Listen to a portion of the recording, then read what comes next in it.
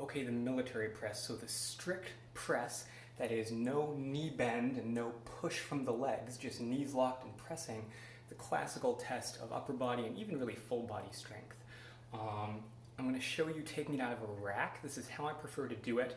A traditional Olympic clean with the elbows coming up underneath actually is not a great position to press from. When you watch Olympic weightlifters clean and then military press, you'll notice that their rack is a little different. Instead of the elbows up and forward, the elbows are down underneath the bar a little more. So that's kind of the position we want to end up in. Even if you do clean the bar from the floor or do some sort of hand clean or whatever, you still want to end up with the elbows under the bar. So that brings us to positioning. Our hips should be tucked under, all right? So instead of having an arched low back, I should be tilted underneath, glutes tight, quads tight, abs tight. This is very important for stability and to avoid a low back injury. I don't want to end up leaning back really far and kind of looking up with the weight above me. In terms of your upper body, your rib cage is going to play by slightly different rules for the military press and the bench press, as well as some other pressing variants from squats and deadlifts and such, where we really want to keep our rib cage down. For the military press, we actually want to elevate this. Lift as though there's a string on top of the sternum. I want to actually put the bar on this line directly beneath my collarbones and have it resting here. This is the position I'm going to press from. It's more stable. It's more safe. It gives my shoulders more room to move. My scapula can move a little more normally when I have this T-spine extension than if I tried to keep my ribs down. It's a lot more difficult.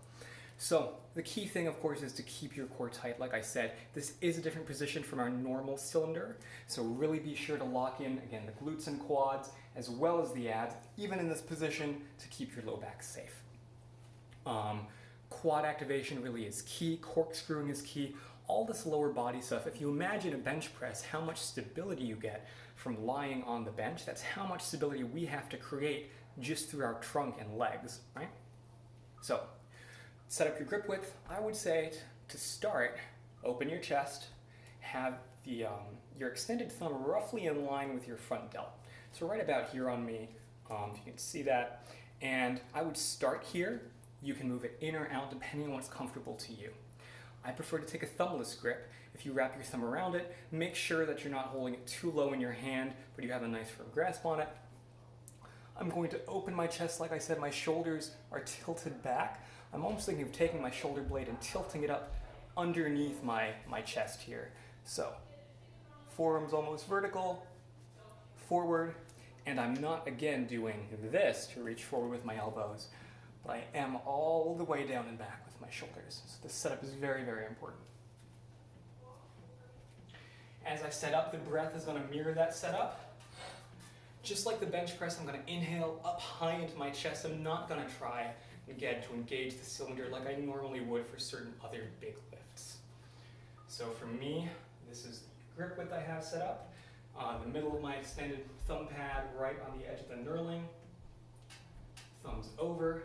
I'm going to lift my chest and lock in my lats, pulling my shoulders back and down as much as I possibly can. Again, without arching my low back, I'm going to keep my pelvis tucked, low back neutral, really engaging my glutes and quads. As I get under the bar, I'm going to place it on my upper chest. I'm not just holding it in my hands. If at all possible, I do want the bar to be on this shelf.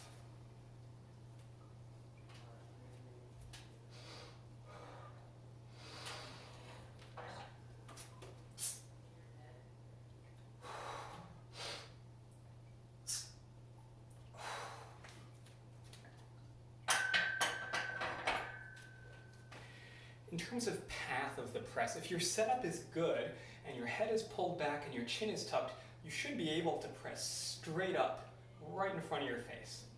Now, as you pass your forehead, which is a bit of a sticking point, let your head come forward a little bit and aim the bar back slightly.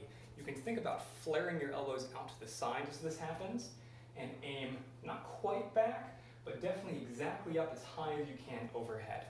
Notice that as I get through the sticking point, there is a bit of a lean forward that happens, and that's kind of the bar path adjustment.